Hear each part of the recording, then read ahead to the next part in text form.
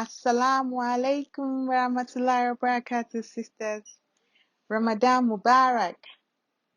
I pray that this message reaches you in sound mind and body. I pray that what I will share will be beneficial for you and that Allah accepts it from me as ibadah. I feel very honored and privileged to again be part of the Ramadan takeover with the Farhiya Network, where 30 women will be helping you cultivate a Ramadan experience filled with self-compassion and barakah. My name is Kemi Bawa-Allah, a servant of Allah, a daughter, wife, and mother. I'm also a wellness practitioner, a slow living advocate, and the founder of Spa Pampering At Home, a wellness company operating in Lagos, Nigeria. Today is Monday, the 4th of Ramadan, and this year, Muslims all over the world are observing Ramadan in lockdown. We will not congregate in prayers. We cannot visit the sick or the loved ones. And we won't share iftar with other fasting Muslims. I don't know what you're making of it, but as Muslims, all we can say is Alhamdulillah, and know that after this, ease will surely come.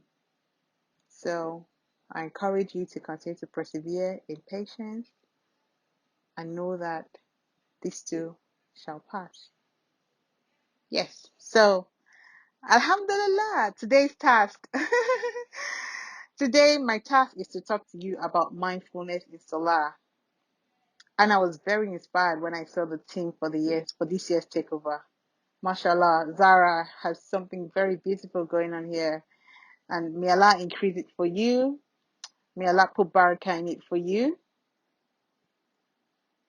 And for the entire team as well, may Allah accept it. It's a really good thing. I mean, I saw the list of all the sisters that will be speaking, and I am so excited. Alhamdulillah. So, mindfulness in Salah. I'm going to approach this in 3 parts so that we can all get the most out of it. The first part, I will attempt to establish the importance of mindfulness in Salah. In the second part, I would explain what mindfulness is and the benefits you can achieve from building a practice. In the third part, I'll break down how to practice mindfulness as it relates to your Salah. And all through, I would share my personal experiences and just share snippets so that you can make observations and draw some inference from what I have built with my practice. Right. More importantly, what I would like for you to take away about after listening to this is a good understanding of the mindfulness practice and how you can achieve mindfulness in your Salah. So please make some notes and set the intention to take action from whatever you learned today, because ultimately we want to, every new knowledge that we acquire, we want to put it into practice. May Allah make it easy for us. So part 1. Firstly, as a reminder to myself and you, I want us to remember that our prayer is something that we should not take lightly. It is the first thing that we'll account for when our time here comes to an end. And the reward for our Salah is tied to how mindful we are when observing prayers. There is an authentic hadith that the Rasul Sallallahu Alaihi Wasallam said, "Verily, a man may return from his prayer and nothing good is recorded for him, but a tenth of his prayer, or a ninth of his prayer, or an eighth, or a seventh, or a sixth, or a fifth, or a fourth, or a third, or a half." And this is an authentic hadith narrated by Sunan Abi Dawud. So in fact, all acts of ibadah in Islam requires mindfulness. I saw a video on Instagram with a sister warning us about mindlessly making a car. Like she was like, what is subhanallah? I mean, a lot of us watched that video and laughed. And many of us are guilty of the very fact. So we all need to do better. So my point is that the practice of mindfulness is something that is in our religion. In Islamic literatures, the word muraqabah is used to describe mindfulness. And there are great many books you can read to get more knowledge on this subject matter. I can testify to you that my meditation practice has greatly improved my concentration in Salah. So when I start to tell you about how to practice mindfulness in Salah, I will demonstrate this. Like, I will give examples so that you can draw inference from that. I should also mention that there are other forms of meditation, like visualization, guided meditation, love and kindness meditation. So if you want to like try all of those, we do run like virtual meditation classes. You can join us for that. That happens on Wednesdays. It's Wednesdays at 8 a.m. and we have like a schedule. We try to do all the different types. So if you're interested in general meditation practice, just to try the other sort of ones, definitely joining in that class. So we now understand that, look, mindfulness is part of our religion. It's not something that I have just come up with. No, it's always been there. It's just to help us bring more awareness to your prayers. All right. So let me explain what mindfulness is and the benefits you can achieve from building a practice. Because I mean, we all want the benefits, right? So let's just go. So what is mindfulness? Mindfulness is a form of meditation. And every time I say meditation, people look at me with a little crossed eye and want to imply that meditation is un-Islamic. And I know that this is mostly because the media is full of pictures of strange men, Buddha monk types sitting in funny poses. So now we believe that meditation is only for the monks and you have to be seated in distress to meditate. No, that's not true. As someone who has practiced meditation for over 5 years now, this is how I see it. Meditation is sitting in silence, taking a front row seat in your own life, staying in your present reality. We're overstimulated, overburdened, and in suffering. And all these three conditions we have brought upon ourselves. So when I stand in prayer and bring myself to a state of mindfulness, I'm standing rooted in reality, waiting to meet and greet every thought, with each movement and each breath. And in the end,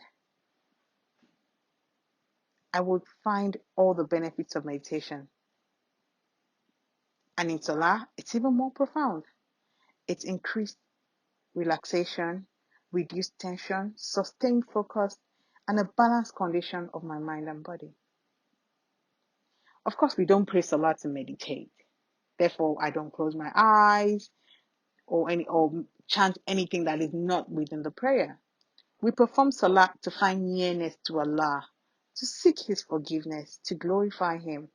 However, in the pursuit of all these goals, we do achieve countless other physical, mental, and spiritual benefits that make our lives more fulfilling, calmer, more soothing.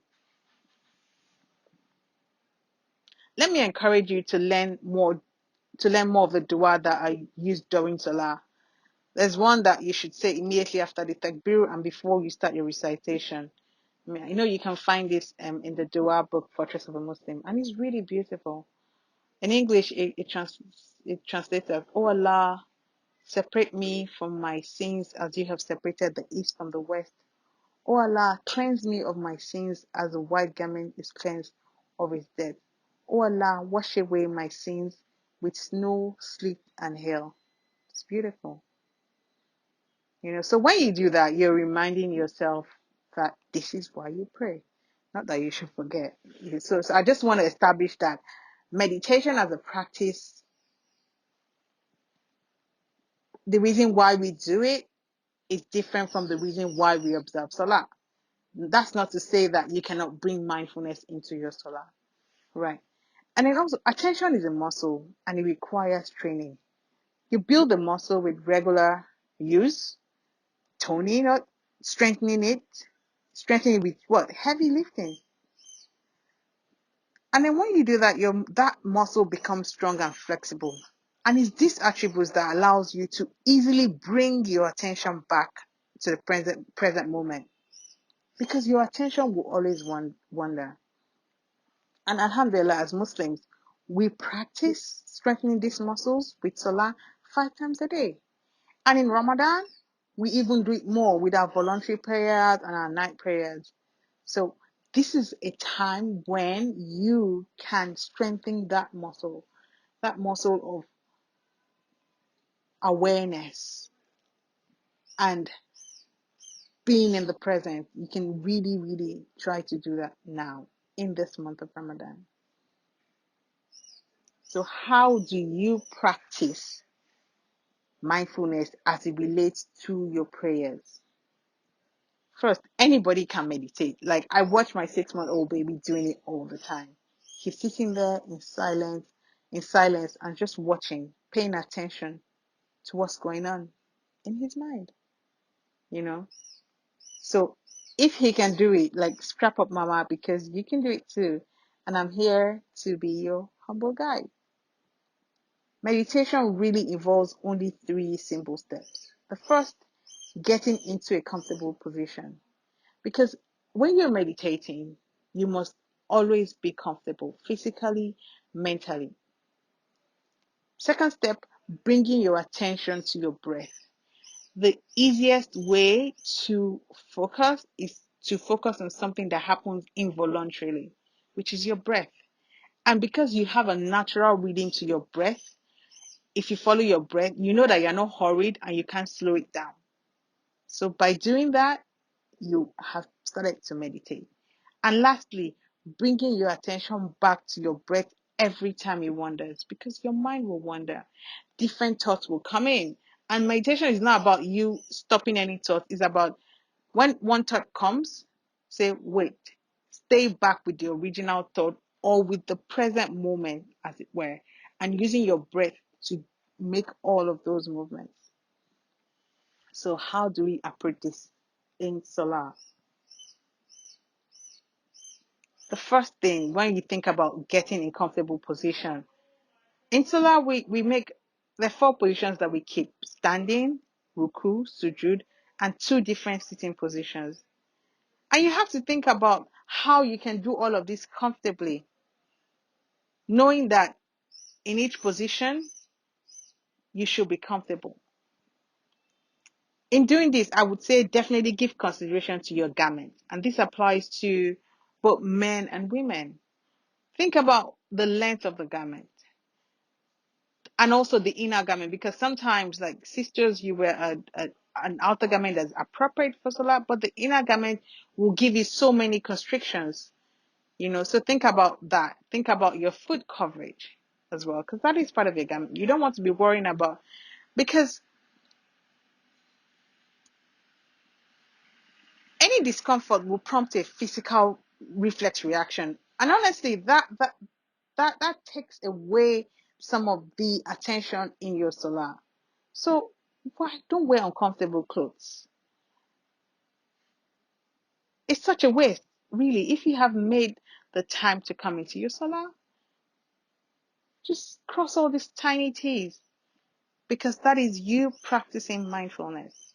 So when your garment is sorted, the next thing is the floor covering. Now, this is very important. You don't pay attention to colors that might distract you. Pay attention to where your head lands. Is it going to be comfortable? Like, while you lying down on a very rough surface that it makes you do it, you feel uncomfortable. Then before you know, you're hurrying out of your sujood.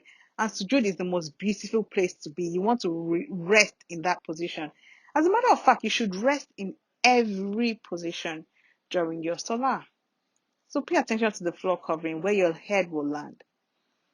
Also, when you sit down, see, you want to make sure that your nails are well trimmed so that when you sit down, it's not uncomfortable. You do not want any type of discomfort, because when you're physically uncomfortable, that's just extra thoughts coming into your mind. And those are thoughts that if you made a physical movement, you can change, you can alter them, and you would naturally want to do that. And once you start to do that, you're fidgeting during Salah, and fidgeting just takes away a whole lot of the attention in your Salah. Finally, the space. Meditation is something that you should experience with all of your 5 senses. So the space should be free from distractions. Remove any clutter, make sure that it's clean, shut out the noise, and it sure helps for the space to smell very nice. So buy incense, use aromatherapy in the space to improve just your concentration and to create a very soothing ambience. I mean, the fragrances that the Rousseau prescribed, frankincense, for example, rosemary, these are oils that you can use on yourself, in the room, on the mat. I know I used to fragrance my praying mats, my praying clothes, just so that throughout the experience, I'm reminded that my sense of smell is I can perceive something and it's helping my mind to stay in the present moment. So all of these things are like super important. So again, your garments, the floor covering, the places where your head will land, where your feet will land when you sit. And once you have all of this covered, now we can move on to bringing attention to your breath. With Salah, once you make the first takbir, the way to bring attention to your breath is to recite each verse of the Quran between your inhale and your exhale. So your recitation should be something like this. Inhale, Bismillahir Rahmanir Rahim. Alhamdulillahi Rabbil Alameen. Ar-Rahmanir Rahim. So what I do is inhale with the recitation, end the verse, exhale, inhale the next verse. And so that creates a certain flow for you. It's not hurried. I'm not holding my breath in between, and I'm not breathing fast in between. And you carry on. Then with each position as well, you hold it, say, okay, in ruku, I'm going to do my ruku in 3 breaths. I'm going to stay in ruku in 3 breaths. I'm going to get up, stand up, and stay in 2 breaths. And then I'm going to sujood in 4 breaths, sit down in 2 breaths. That way, you're waiting for the breath to be over before you move. And you're flowing, So every sitting, your first sitting, your second sitting, you repeat. And you must return to every position before you make the next move. And it should always follow your natural breath. It shouldn't be hurried or it shouldn't be slowed. Your salah should never be rushed, but it can be timed. But it should always be deliberate and with a flow. Of course, the biggest misconception about mindfulness is that you'll be able to empty your mind of all thoughts except what you're doing. Well, that's not good. That's never going to happen. What you must learn is how to continuously bring your attention to your breath. So I'll point out a few steps that I take, but essentially this is practice. So throw away all the expectations you have for yourself and just surrender to the process. Start before you go on your mat. Make a mental note of the chapters or verses of the Quran you want to use in each unit of prayer. This really helps to know where you are in every moment. It will also tell you when you have left a thought waiting, and this is the progression that we call mindfulness. Let me share an example with you. I can tell you for free that many times when I'm in Salah, I want to use a certain chapter and then I lose the name of the first verse. And I know this because I'm being mindful. Sometimes, and this happens often, like I'm reading Surah Al-Tin, I get to verse 6, which is إِلَّا الَّذِينَ آمَنُوا وَعَمِلُوا الصَّالِحَاتِ. And at this point, my mind opens the door to Surah Al-Asr. And before I know it, I'm saying, وَتَوَاصَوْا بِالصَّبْرِ. Instead of saying, فَلَهُمْ أَجْرٌ غَيْرٌ مِّمَمْنُونٍ, which is the end of this verse 6 in Surah Al-Tin. But because إِلَّا الَّذِينَ آمَنُوا وَعَمِلُوا الصَّالِحَاتِ is the beginning of the last verse in Surah Al-Asr and the 6th verse in Surah Al-Tin, I would switch it. And I know this because I am practicing mindfulness. I want you to notice that mind wandering is beyond you. In fact, the Quran describes it as waswas, which is whispering of the shaitan. What you don't do is lose your mind when you're in Salah. You don't break down and say, oh my God. No. You continue to stand there. You get back into the motions and then you dig deeper. You pull that muscle back, you know. Because when you're in Salah mindfully, at the end, you would enjoy a tranquility that is like nothing else. And it's this high that we're looking for. So how will you approach your next Salah? I do hope you have found this helpful. If you need additional support, I can be reached via my social platforms, and of course through the Faria network. This has been an absolute pleasure. May Allah forgive me for any errors that I might have made. And I say to you, dear sister, Masalam, Ramadan Mubarak.